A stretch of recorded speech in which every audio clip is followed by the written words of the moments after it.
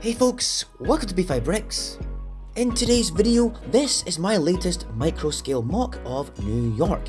Very recognisable, I hope, as the area around Freedom Tower and the Ground Zero Memorial. I always intended on doing Freedom Tower, but I wanted to make my own custom build rather than using the official LEGO architecture set as it's too small. I have made this on a standard large grey base plate, mainly so that it's easy to transport, and this mock is really heavy. Because the base consists of a 3-brick high foundation which is full of bricks, and there's a subway tunnel built into the middle underneath the main road. The reason it's so thick is to accommodate the 2 sunken Ground Zero memorials. I've managed to incorporate the riverside as well, and unusually I've added cars on the roads this time. I'm sure you'll be familiar with this location, it's pretty iconic. I have tried to faithfully recreate the neighbourhood around One World Trade using Google Maps and stock photos, but I will be honest, I haven't quite got the heights of the buildings correct this time, and I have some minor scaling issues still to sort. And it's partly because I had a deadline for this mock, and it took an enormous amount of time to complete compared to others I've done in the past, mainly due to me repositioning the subway tunnel underneath, and I had to rebuild it all. I got it done in time for a brick convention I was attending, but in part 2 I will sort out all the errors and make an even better Freedom Tower. It is a very difficult shape to achieve in LEGO, but I have some ideas on how to make it less blocky and more accurate.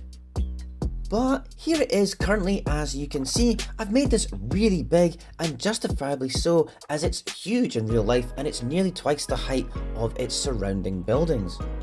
I used trans clear tiles with sand blue tiles to get the reflective look, and I used the darker trans tiles on the adjacent building, which is 7 World Trade. The tan building next to it is the New York Telephone Company building. To be fair, this I accidentally made way too big in scale, but it's something I'll address in part 2. But I do think I got the design correct, it's just too big. But hey, it's all trial and error with mocks. This sand green dome is atop the World Financial Centre, and all these buildings are quite recognisable. The Associated Press building, Chase Bank, Brookfield Place. I'm pretty happy with how these turned out. This whole section on the Hudson River is where I began the mock, and I worked my way back towards Ground Zero. There's a bunch of low-rise residential towers on the right and a New York sign on the front there. Behind this section, if you head east on Liberty Street, is West Street, and it's a wide boulevard, almost like a dual carriageway. It's a busy place full of typical New York traffic, so I had to incorporate that this time, especially yellow taxi cabs. Underneath this, I ran a subway tunnel with track right the way through, which you can see through here. I love this little detail. Back along Albany Street is the World Hotel, which is in white here. This runs adjacent to the Memorial Park, which I spent ages trying to get right. Lots of foliage and street lamps. Next to it is St. Nicholas Greek Orthodox Church, but this whole area is dominated by the vast, empty floor plan of the Twin Towers. A very sombre place of beauty and reflection. I do think, however, I've overpopulated it with foliage. So for part 2, I'm going to smooth out this area a wee bit more and make it less cluttered. A little inside look at the base construction.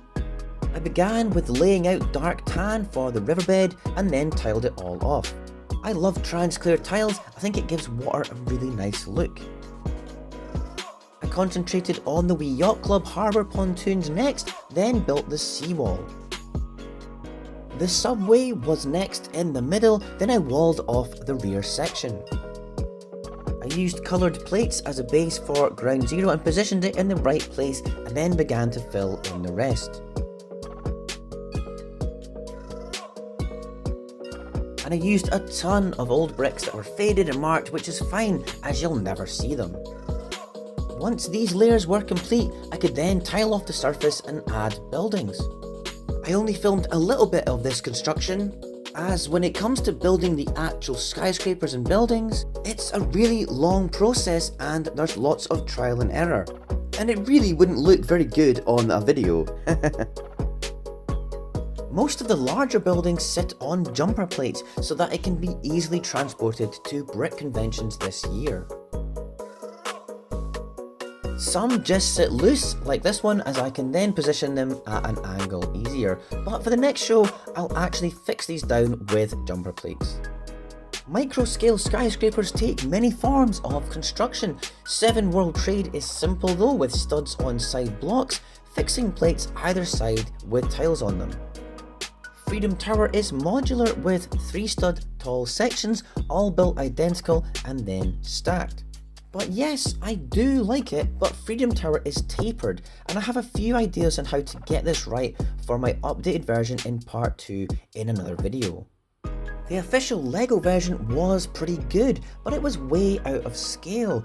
Freedom Tower is 1,776 feet tall. Interestingly, 1776 is the year USA declared independence. It's a clever reference to US history, but 7 World Trade, which is next door, is 738 feet tall, so to get the scale right, Freedom Tower really needed to be much bigger. This is 4 World Trade. It's a wedge-shaped glass-clad skyscraper, and I did this with black wedges, and inside it's made with this girder pieces with studs on side blocks. Quite a cool construction method, I think. All the other skyscrapers have similar construction, or they're stacked plates or plates on the side.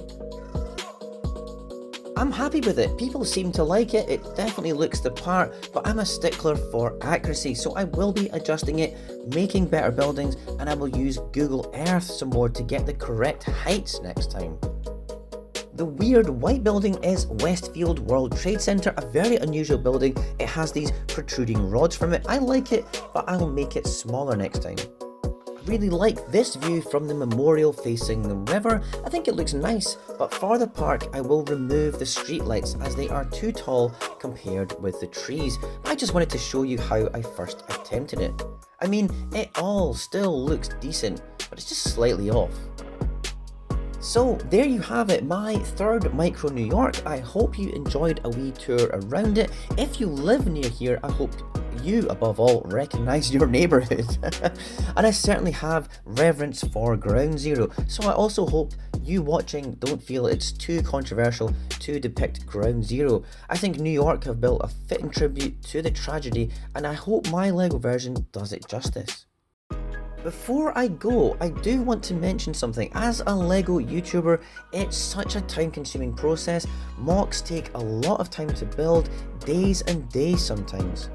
For example, this took over 20 hours spread over 4 days to construct, then an afternoon filming, the edit takes a few hours, and then all the tweaks and redrafts and final edits before it gets published. So I really appreciate you taking the time to watch until the end. Please do give it a like and subscribe if you haven't already. And I'm sorry about the big gaps between videos at the moment, but all my projects just now are intricate ones for conventions, so they take ages to build. Anyways, thanks so much. I'll catch you in the next video. Bye!